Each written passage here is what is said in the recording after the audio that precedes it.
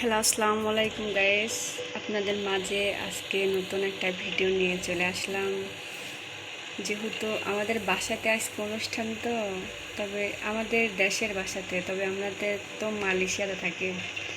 তো ওইখানে সবাই গরুর গোশ মানে অনেক কিছু রান্না করে খাইতেছে। এই কারণে আমরা দুজনে তো এখানে নাই, অনুষ্ঠানে জয়েন হইতে পারি নাই।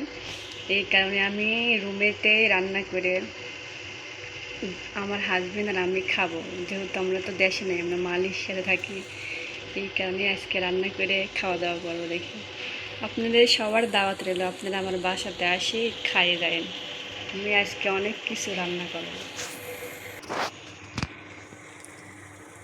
আমি সেমাই রান্না করতেছি। সেমাই রান্না হয়ে গেছে। আমার মেজো আপার ছেলেরা আজকে মুসলমানে, তাই আজকে অনুষ্ঠান করতেছে ওরা সবাই। তো আমাদেরকে দাওয়াত দিচ্ছে, আমরা তো যাইতে পারি নাই।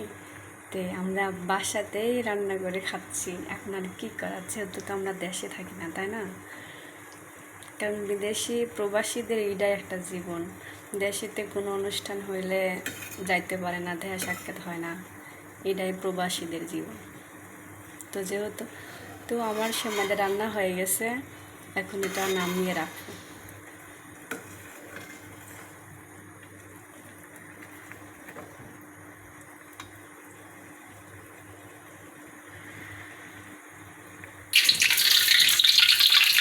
এখন রান্না করবো পোলোয়া। সময়টা রান্না হয়ে গেছে, এখন পোলোয়া রান্না করবো আমি।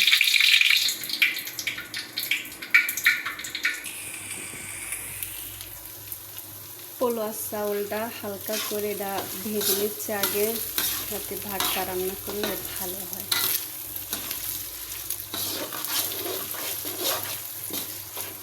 যে এখানে ওর লেগেন গরম পানি গরম করে রাখছি পোলাও ভাতে দেবো বলতে।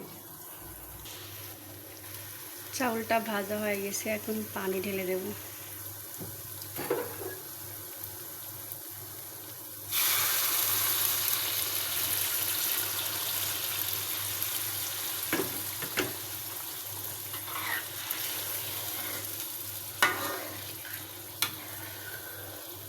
আমি এভাবে রান্না করি। এভাবে রান্না করলে অনেক টেস্ট লাগে। আপনারা বাসায় ট্রাই করে দেখেন, অনেক টেস্ট লাগবে রান্না করে খাইতে।